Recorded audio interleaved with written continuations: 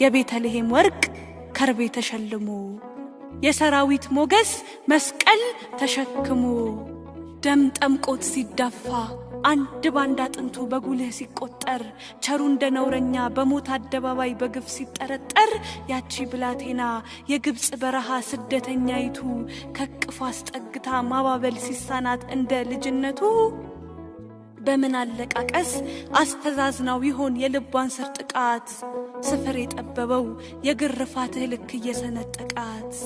በምን እርሟን ታውርድ በፊቷ ቀሚስ ክል ሊካፈሉ ገፈው ሰማይ ምድር አንሷት ይህን የጭንቅ ቀን ምን ይዛ ትለፈው በምን አመክንዮ